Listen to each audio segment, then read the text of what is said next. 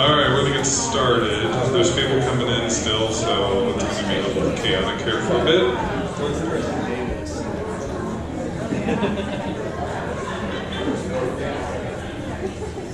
Eric, are you ready? Okay, so if you've been to our annual meetings before, it's a little chaotic, so I appreciate your patience, but essentially what I want to do is to allow the candidates an opportunity to kind of give you a sense of who they are. If you have your ballot, you'll notice that there are 9 people, we have 9 spots. But I want to encourage people, if you've come tonight and you want to run for a position, you can absolutely run as a write-in, or you can nominate somebody. So I don't want anyone to be dissuaded from running just because their name is not on the list. So with that, I'm going to ask Eric to come up, and he's going to give us a sort of a state of the state with finances, and then we'll get right into the election piece.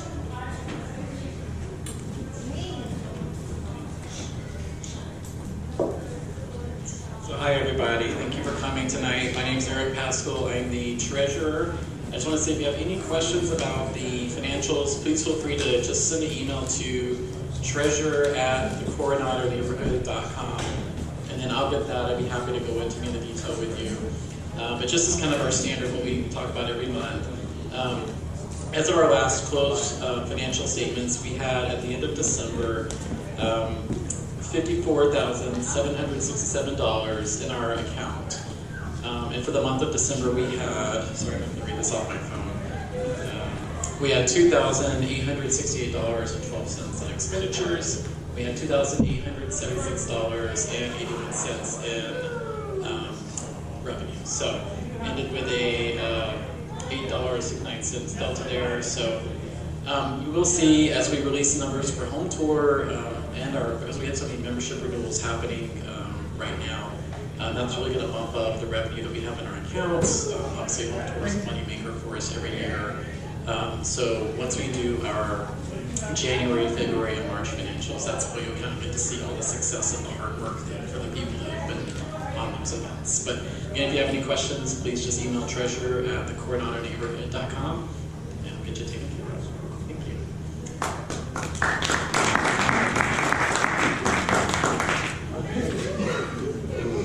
All right, so something I should have done, I didn't do. Who is brand new to the meetings and never been here before, or new neighbor? Awesome. Thank you for jumping the hand down. You're not a new neighbor. Thank you all for coming. Hopefully we'll see you here at more meetings or out and about. It's a little warm. Fall's really our sweet spot, but nonetheless we'll have some stuff coming up. If you're not a member of the association, we have an annual pool party at Coronado Pool, usually June, July, something like that. So that's a good reason to join the association. All right, so just to give you a sense of the board, there are 4 named positions and 5 directors at large. There's the president, vice president, secretary, treasurer, and then 5 directors, as I mentioned. These individuals give a lot of themselves. There's a lot of time invested, not just board meetings, but generally home tour, they're all hands on deck. So it's really, if you love the neighborhood, it's a great way to give back, but it's also a great way to learn a lot about the neighborhood, as well as how we interact with other entities within the city. So I learned a ton in the 5 years I've been on the board. So if you're interested, please come up and talk to one of the board members. We'll be happy to tell you what's going on. If you don't want to run for the board, but you want to get you're interested in getting involved more, we can absolutely plug you into stuff. So, before I go further and introduce candidates, I want to thank the members of the outgoing board. So Tom,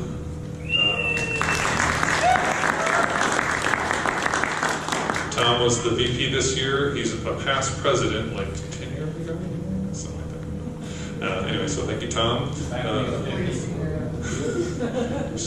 Eric is our current and outgoing treasurer. So. And next to him in the very subtle vest is James.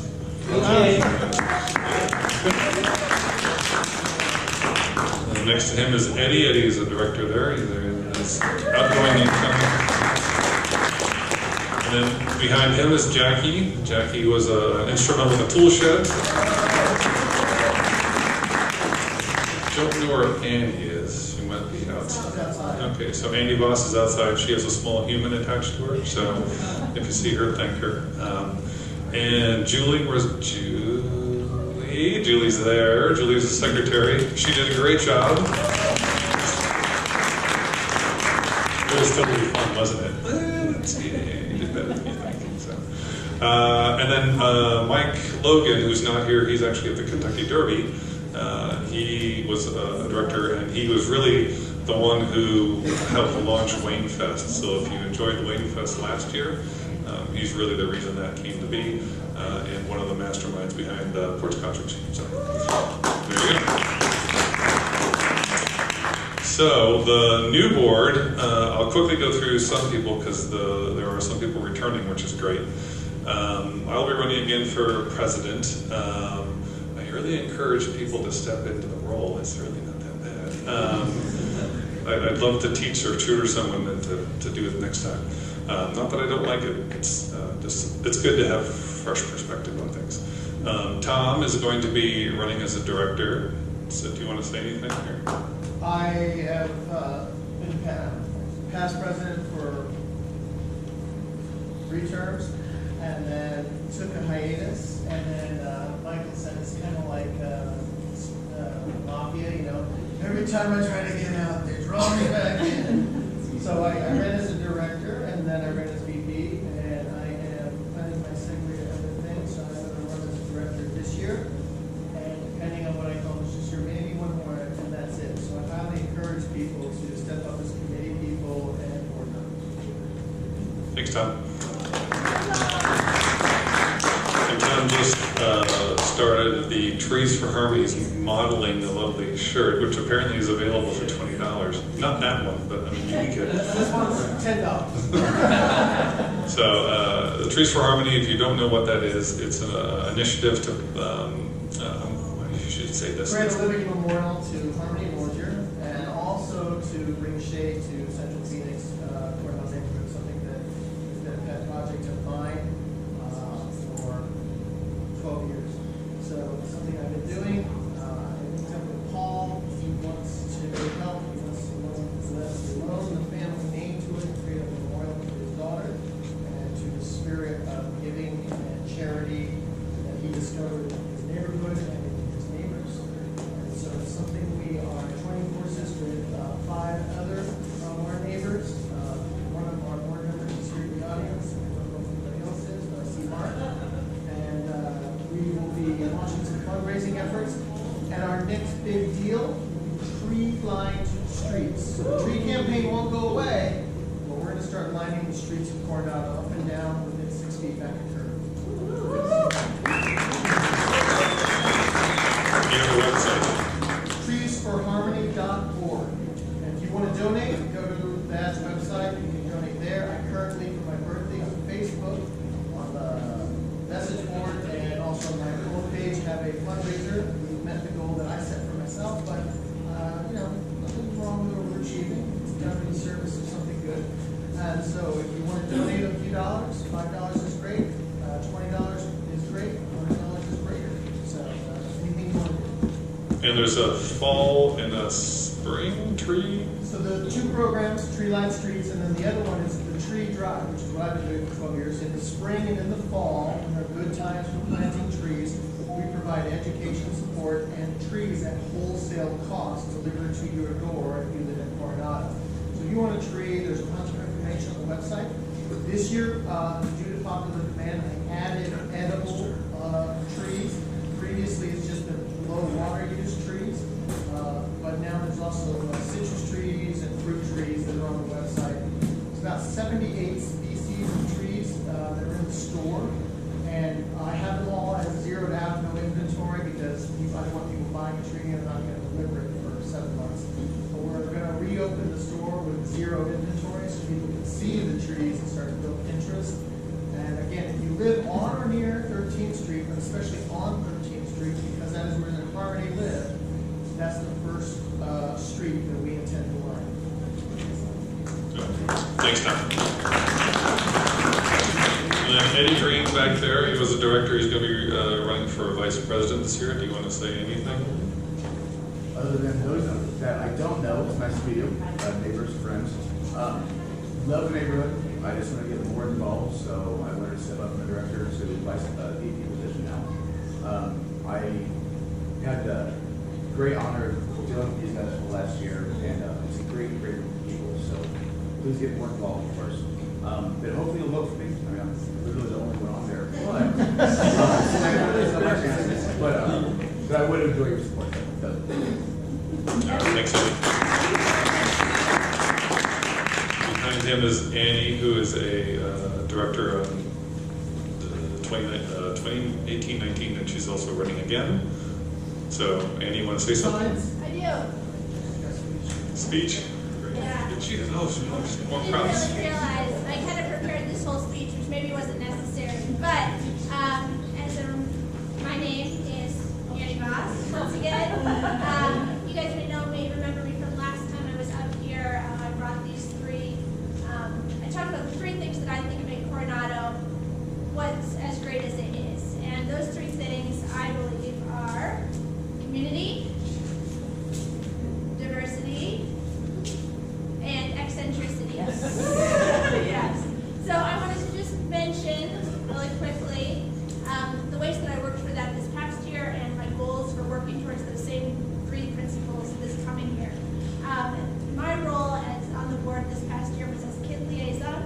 So that entails trying to support community building events for kids and for their families. And so we did a number of things to support that this past year. We hosted our neighborhood pool party, which we're going to be doing shortly down at Skinny-Cottigan. We did our first ever neighborhood kid crawl, which was an informal kids meetup event. They started off at Circle Park, moved to Virginia Park, ended at Coronado Park, so they got to know each other, but also got to know the neighborhood, which was pretty fun. We did some Sunday kid meetups. Veronica Novak led that for the babies and the parents. We'd love to do that for some of the older kids as well. We're going to be supporting Emerson School with their beautification efforts. We also had a lot of kid activities, home tour, Doll's House, petting zoo, fun stuff like that. So that's been growing, but I think that there's still a lot of room to continue to expand those things. Some of the goals I have for this coming year are to do more kid-parent meetups, to have more intentional infrastructure for kids at our existing neighborhood events, and then also an opportunity that we can expand on is partnerships with our local schools. And I think that there are some interesting opportunities for the schools to support us, but also for us as a neighborhood to support the schools. So that could be cool in the future. The next thing that I want to just mention has to do with diversity. This is something cool and exciting. We are finally going to be starting Coronado welcome bags. Yes. So this is still a prototype. This isn't what it's going to look like, but we're hoping that every time a home is purchased in the neighborhood, we'll be able to deliver a Coronado goodie bag. And some things that might include are a letter welcoming them to the neighborhood. This will be in English and in Spanish, so that people will have an opportunity to know about the great things that are happening here. Things like home tour, CNA, garden, block watch, all kinds of fun stuff. We'll have some promotional materials like old dispatches, maybe some stickers, and then a piece that I'm really excited for is a Coronado coupon book, which will be a way to have our local businesses advertise and also for us to support our local businesses. So, how does that fit with diversity? So, we all know that we live in a very diverse neighborhood, but not all people in this neighborhood are involved in these great events. And I think part of that is because events are spread via word of mouth, friends of friends. If we reach out to every house that is purchased in the neighborhood, it allows us to reach more people in an equitable way. Still need to find a way to reach renters, but it's a start, so that's a push for diversity. Last but not least, eccentricity. So this isn't very flashy, but currently Michael Anderson does a lot of work behind the scenes to make this neighborhood work. He does things with membership, he does things with grants, social media, all that stuff. So I'd like to be a player this year helping take some of that off of his plate. How does that fit? How does that fit with eccentricity? Well, we all know that Michael Anderson is a pretty eccentric guy. So he's doing less of the boring stuff, but we'll be doing more of the fun, interesting things that we all appreciate. So Set him loose. You're taking work away and I have to do work. yes, you do. Yes. So anyway, thank you very much. Look forward to next year. What is one of those awesome things that you have done that is boring, but also important?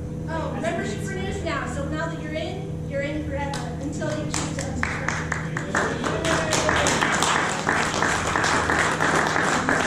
Thank you. Thanks, Amy. All right, Eric, I'm just running around the room here. So.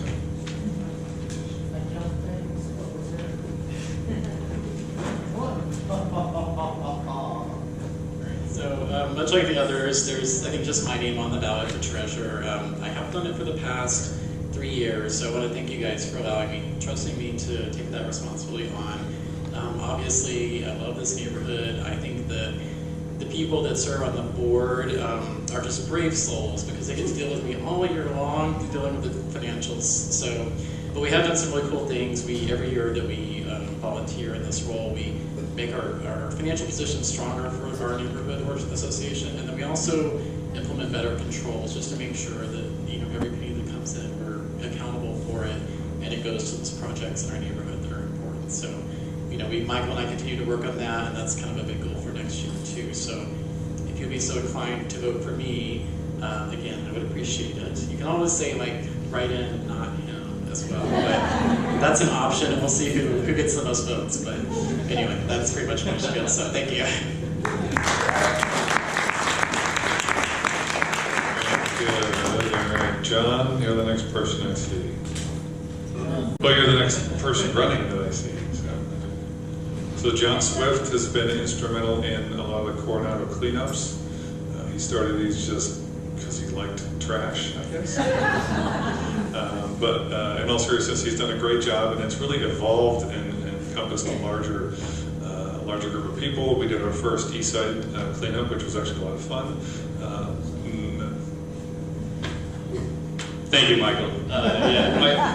Michael pretty much covered mostly what I wanted to say there, other than I'd just like to introduce myself. My name is John Swift. My partner, Sarah Forker, and I have lived in the neighborhood for about 2 years now, and we've been very inspired by a lot of the people that are in this room right here as far as getting involved in the neighborhood and trying to make an impact on a daily basis. And but yeah, I'd just like to say I've got a lot of experience with public bodies, boards. I've worked with SRP's board for the past 5 years, so I have a lot of experience regarding these matters. So I'd be honored to represent each and every one of you, and I have plenty of time to be involved, and I'm very committed to the director position if you would be so willing to vote for me. So thank you all for your time, and thank you for coming today.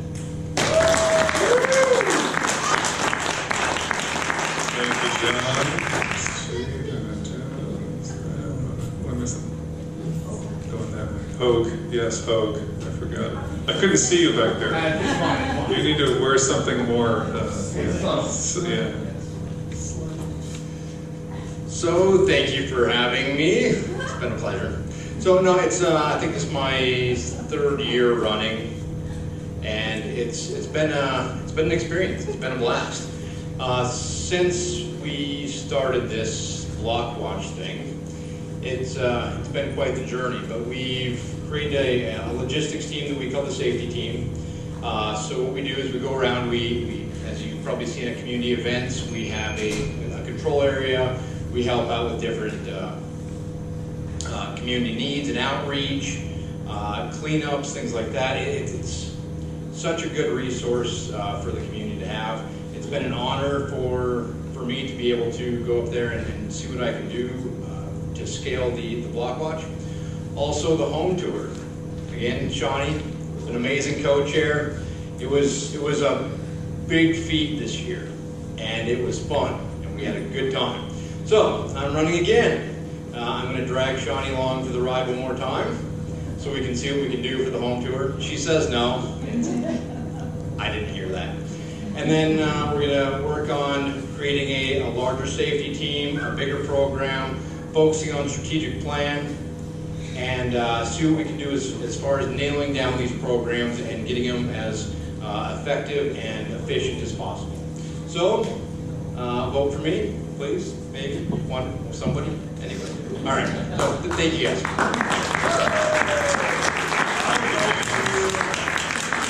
right, I'm going to go with Ivana next. Ivana Olson is running for secretary. Hello. I'm Ivana. I've lived here for 34 years. I've been active on and off for most of that. Sorry, that was distracting. Right. Okay. What was that? Right. Lately, I've been involved in Block Watch, the logistics team, and the safety team.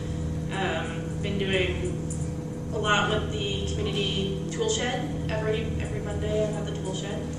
And porch concerts, yeah. Well, that's part of safety team. So safety team likes to go out and make sure everybody stays safe. It started as a porch concerts thing, actually, and then kind of spread to all the other events and non-events and everything that you might need to be safe with. Anyway, so this year I'm hoping to do more, get the tool shed open more often, hopefully, and do more with the safety team. And I'm running unopposed, so I hope you all voted for me. All right. Thanks, Ivana. And I think that's it. No, sorry. So we got one more, Scott Norgren. Sorry, Scotty. No, I got it. Sorry. He's loud enough. I'm going a little long on this one, so I apologize. But great turnout. It's good to see all of you here. And for those of you who don't know me, I'm Scotty Norgren, and this is my story of me in Coronado. I reside on Mitchell Street in Coronado for the last 4 years. I originally moved to Coronado to get out of an unhealthy relationship. My aunt offered me to move into one of her houses in Coronado that was far away enough from Chandler that I couldn't refuse. I really didn't plan on staying out here for more than maybe 6 months, a year at the most. All of my motivation to relocate here was really a stepping stone for me to get back on my feet and get out back to my family. In my time in the neighborhood, I got to enjoy a lot of different events that I wouldn't have seen anywhere else. I attended events such as the home tour, the porch concerts, and the 1.6. We all know what that one's about. I saw the Seed Parade for the first time. It was my first big Coronado event while I was out here. I got to watch it from my front patio right on Sheridan across from the church where I was living at the time. I got to meet the Seeds, eat their delicious food, and see what the love was in Coronado. I joined in on many of the various activities starting with trash cleanups, which is still to this day one of my favorites. John Swift, an old coworker of mine who I hadn't spoken to in years, ended up being the coordinator for these events, and we got to rekindle our friendship, as well as do something positive for the community. With every trash cleanup came a larger slice of appreciation. The good feelings it left me, accompanied with the small bits of gratitude that followed me on the message board, started to change something in me. There was a heavy motivation for change, to develop maturity within myself, and a desire to do things that benefit the great community, rather than do things that only brought satisfaction to my soul itself. I joined safety team so I could help out with more events. I started creating my own events like BYOBG, which is Bring Your Own Board Game, and Chicks and Beer, which is actually a chicken appreciation party coming up this weekend. It's May 4th, 2 p.m. at the community garden, hint. So show up. My drive in bringing more exposure and activity to the community garden is partially based upon one time where I was walking up to the front of the community house to help with the tool shed, and a neighbor out front asked me if I knew where the tool shed was. I smiled and said, yes, it's right back this way. We proceeded through the side of the garden back to the tool shed.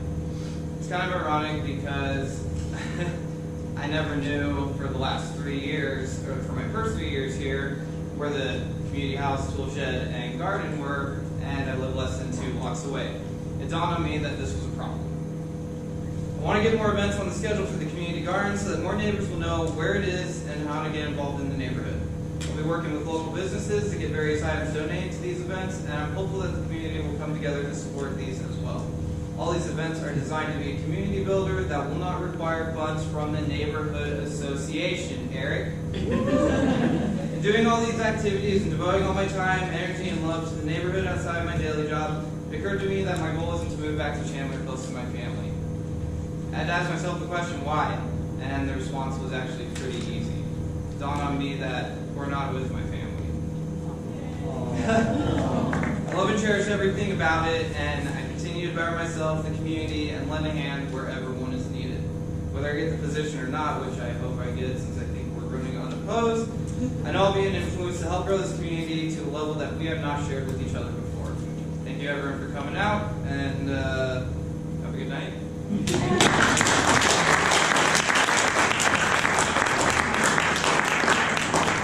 That's really nice, Scotty. Well done. All right, tie and all, I know. He uses that once a year. Okay, so those are your candidates. If you have not voted already, please do so, and then just kind of hold your ballot, and we'll have collectors running around real quick. I think most people have done it already. So go ahead and take the Okay, so if you haven't voted yet, please do so. While we're doing that, getting that set, I'd like to invite Ben Harris and Terry Price up. Ben Harris is our Community Action Officer, and Terry Price was a home tour vendor for Damsel in Defense. So a few weeks ago, if you have followed the trend or the communication in the neighborhood, there was a series of incidents where someone was exposing themselves primarily to women.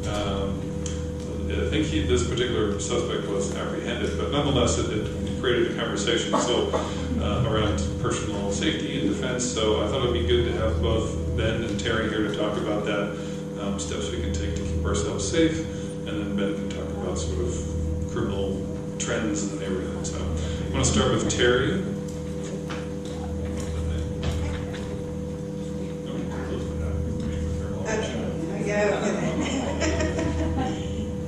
Okay.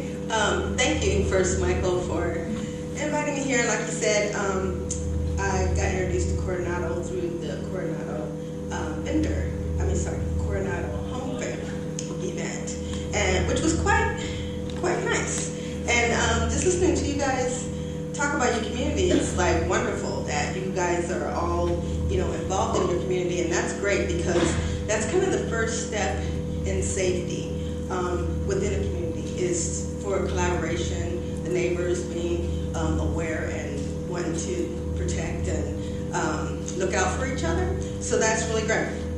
I wanted to talk, I don't know what Officer here was going to talk about in regards to statistics, but I did a little statistics. Not very much. And I don't want to bore you with a lot.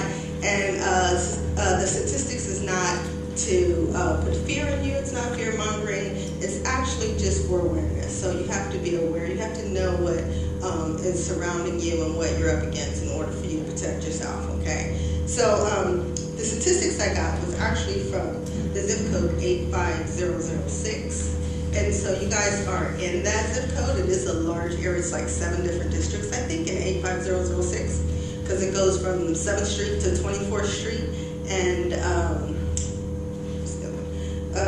Van Buren to Encanto. That's 85006. That's the whole 85006 area. So, in the past year, there was 1,560 assaults. There was 1,095 theft and 699 burglaries. Okay. So, as I said, you guys kind of sit in the center of 85006, and so there are some bad areas around Coronado, and I'm sure you guys are aware of those. So with bad areas normally come bad people, right?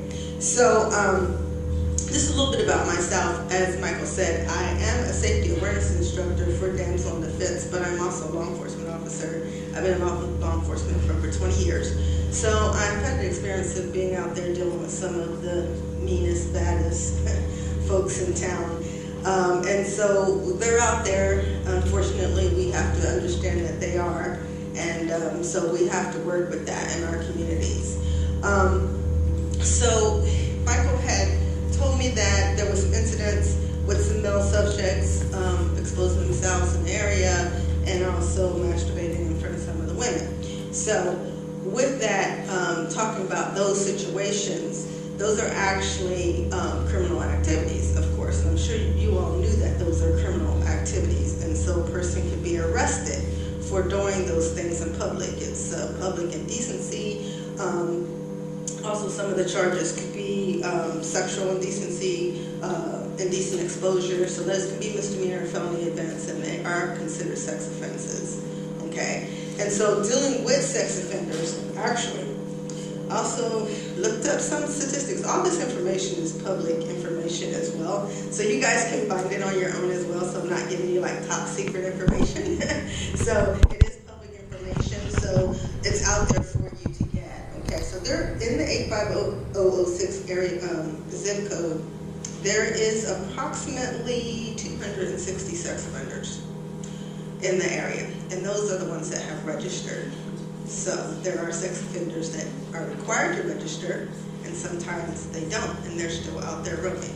Okay, so when we talk about sex offenders, a lot of times people want to think of like sex offenders with child, in children offenses or children crimes, and it's not all just children crimes. You have sex offenders that are out there that are offenders because of rape, which is a violent sexual assault, sexual assaults. So there are also sexual assaults against adults, not just children, to be a sex offender. So there's like 260 roaming around in the 85006 area code. Zip code. And again, I'm not giving you this information to scare anyone by no means, but we have to know what we are facing in order to protect ourselves, right? So the more you know, the better you know, the better you're off, okay? So there's this one thing that I kind of just want to talk to you about in regards to how do you deal with these situations? How do you deal with these individuals?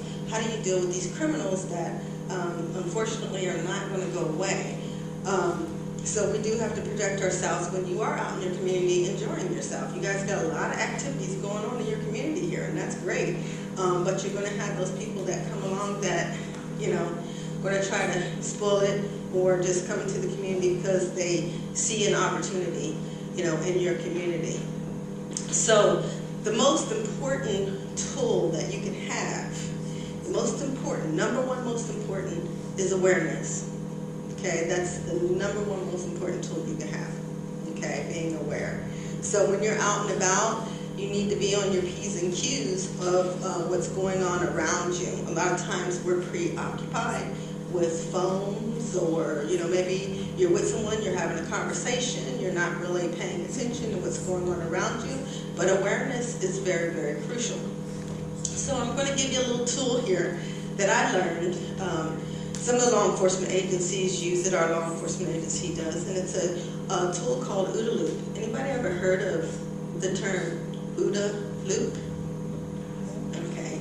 It's a safety awareness tool that was established by John Boyd. He's a colonel that was a fighter pilot in the Air Force. And it's a human decision-making tool that he created to help him against the enemy. And it's an acronym. It's OODA, and then the word loop as you move around, okay? So the acronym stands for, the O is first, observe.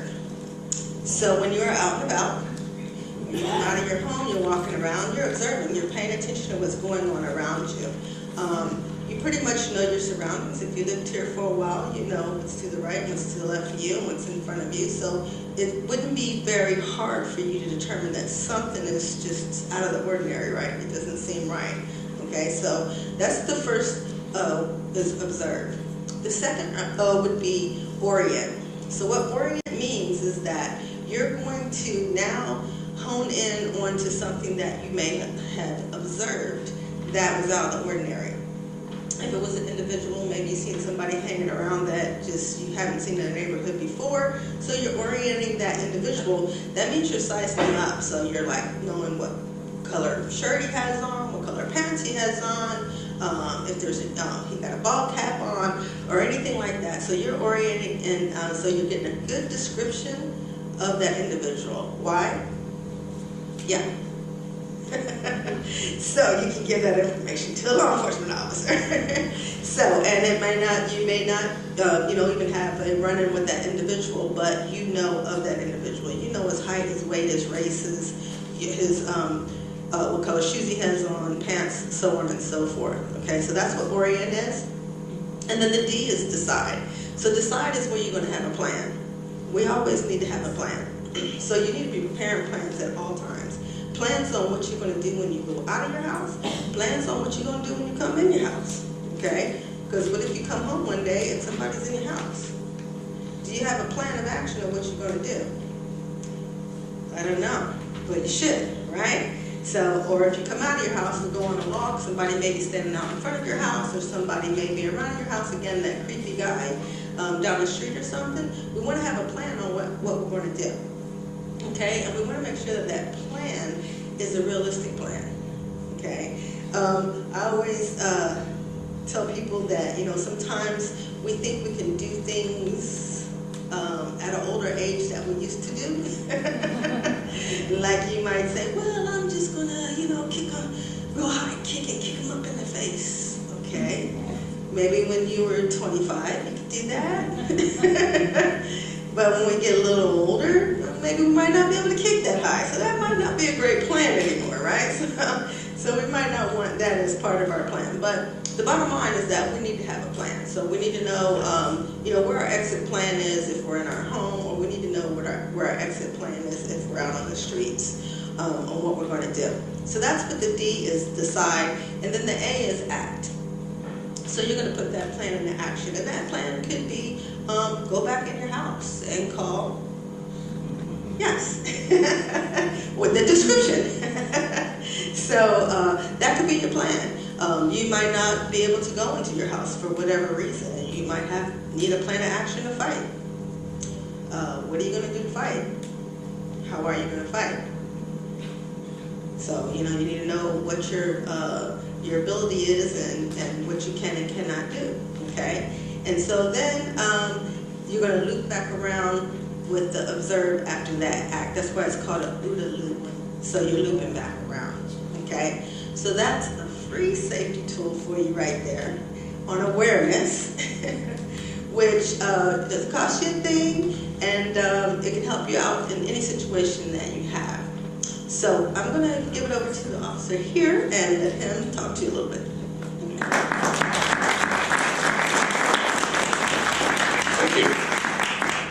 I recognize a lot of those terms and things because I learned the same stuff. But that's actually very good advice, and awareness is something that I have the opportunity to teach self-awareness, self-defense type classes for another company outside of the city of Phoenix, and that is what actually we preach the most, is awareness and thinking about what you're going to do before you actually do it. And I teach people predominantly the body can never go where the mind has never been. That means thinking about what you're actually going to do with yourself in the event of the situation, running the situations through your head to decide, what am I actually going to do if this ever confronts me? A really bad car accident, or I see somebody else in a really bad car accident and I need to give them some sort of aid, anything that you can think of. So it's interesting stuff.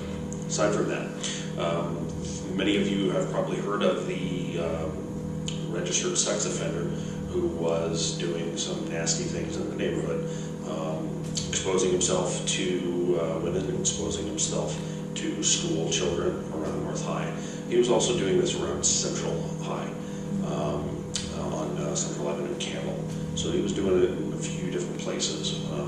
Last count was that we booked him on 14 felony charges of indecent exposure or public sexual indecency.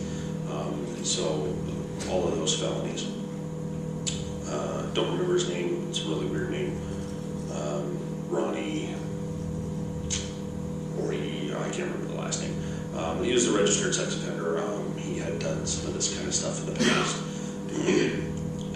we actually I was able to actually find his, the car that he was using that many people saw him in. And once we found that, our unmarked unit started following it and did a bunch of stuff with really cool technology, and caught him coming into town on a Greyhound bus. So it was actually really good. And that was it was actually 2 weeks ago, I believe, on a Thursday or Friday. So that was very nice. He's probably going to be going away for a long time because of a lot of that. So that's a very good thing. And anyone who was here or in the Coronado neighborhood itself, thank you very much for calling, making the 911 calls and the Crime Stop calls, and getting descriptions of that person, specifically getting good descriptions of the car he was driving, along with the license plate. That information is very, very valuable to us. And so when you go back to observation or observing things, make sure you're looking at a lot of those things. And when I go to block watch meetings and things, I tell people, look for macro items first, and then look for micro items. So if it's a person, look at what they're wearing, male, female, skin color, and then what color are their clothes, and then maybe do they have glasses, do they have facial hair, is there something funny about it? They carry a backpack, they got a skateboard, they got a bike, blah blah blah. Look at the details. Same thing with cars. What type of vehicle is it? Is it a bus? Is it a truck? Is it a car? Then is it a station wagon? How many doors does it have? What make, model, color? Anything special about it? If you can get the license plate, all that kind of stuff. So have that prepared for you if you need to call 911 or Crime Stop on someone. Obviously, naked people in the park, that's real easy. He's not wearing any clothes. So we know what to look for. Those are always interesting calls when we hear the hot call on our radios, a naked subject, and oh man. Everybody we all know in my world, and she'd probably tell you the same thing, we hear that and we just go, oh no, that's somebody probably in some sort of excited delirium mental state. It's going to be a real hard time. Nobody likes wrestling with a naked person. You can make your own jokes about that. Very good that he was caught. There were some other instances of people doing some things that police were not called on. So one thing I'll ask you is that if you do observe or witness some sort of act like that, any kind of public sexual indecency, indecent exposure, please don't feel shy about calling the police. If that's something that you want to communicate to the rest of the neighborhood via social media for awareness sake, that's very good. But I would still ask you to call the police on that subject. That way we can at least get that person identified, because that may be another Ronnie or Rios or whatever his name was. That may be another one of those. That may be another Christopher Billick, if anyone remembers that name from about 5-6 years ago. And they do these things, they do these acts. They start out with testing the waters by running around at night or in the daytime, touching themselves, exposing themselves, and it ramps up from there. With the Christopher Billick from 6 years ago or so, he was engaging in more and more aggressive behavior, contacting people, going onto their properties, going into the structures of single, lone, elderly female, on and on and on. And we see that, and we know what that is. Most people in the public don't recognize that. We see that as increasingly aggressive behavior, and that's why we worry about it. Please call police about those people. A couple of other things aside from that. Traffic around North High School when school lets out. I'm going to start doing some enforcement and contacts this next week. At least a couple of days, because I've got scheduling conflicts, so I'm at least going to do it 2 days next week upon school letting out. Parked cars that are parked illegally and unoccupied, probably going to be citing those. And that's in any no parking zone or resident permit parking zone. And occupied cars that are stopping, standing, and waiting for students, but they're not parked. Their engine's running, and they're just waiting for the kid to show up. But they're in technically a no parking zone. I'm going to be doing educational contacts with those folks, because many people do not realize that Stopping, standing, or parking, it's all included in resident permit parking areas and anywhere where there's a no parking sign. So whether it's just no parking any time or if it has a time limit, just no stopping, standing, parking of any kind. So that's what I'm going to be doing that. I hope to get at least our one motorcycle officer. We have one for the precinct, it's really awesome. To help out with that. Because it takes a long time to write tickets now, because it's all computerized. It used to take me 30 seconds, and now it takes 3 minutes, whatever. So, that's that. Questions for me? To it back. I have a question. Can we get some sort of permit to park in front of the community center when we're looking at it? Because right now, and the whole thing in the garden is no parking. So like when I was doing home store stuff, I'm like, please don't ticket me. I'm running back and forth. Who owns the property? The church. The church. And the church has told us we have a condo, we can park in the parking lot. You might want to ask the church to pay for a number, or you can give them the money to buy some of the resident permit parking passes that you can hang in your window. Those are the ones that I live in, the resident permit parking neighborhood. And I have the ones in my cars, and then I've got 4 spare ones, the ones, the guest ones. You can hang in your window, see if that might be an option, or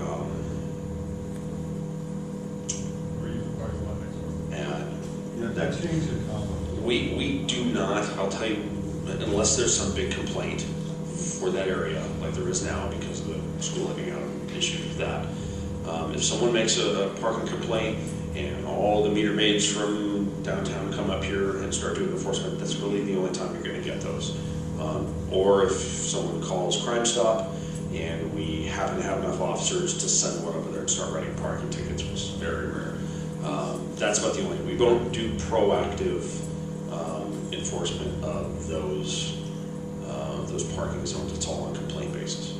So to give you a little better understanding, but that would be a good way to handle that, is just have, if you're regularly going there with a vehicle, that address can apply for those parking permits.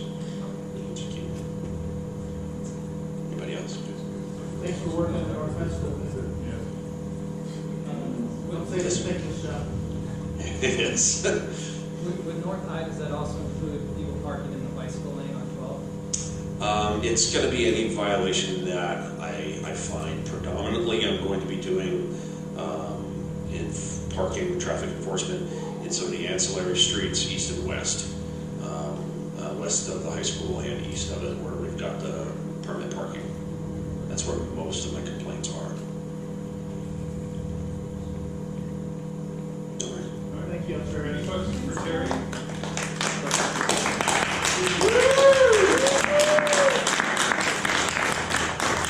Thank you both for coming, especially Terry. She was a great supporter of the home tour, and we appreciate her coming out today.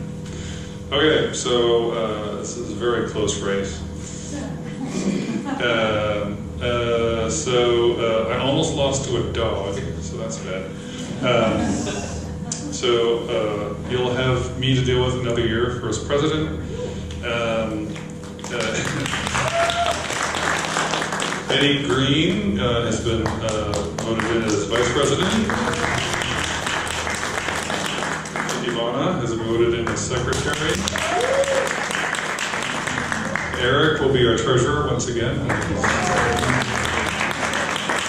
And then directors James Hogue, Scotty Norgren, Tom Wright, John Swift, and Annie Moss. That's your board. All right, so, all right, any questions for any of us or anything going on tonight? I will yes, Tom. Is there anybody who wants to stay a little bit after council chairs? Oh, I'm sure everybody would love to do that. Okay.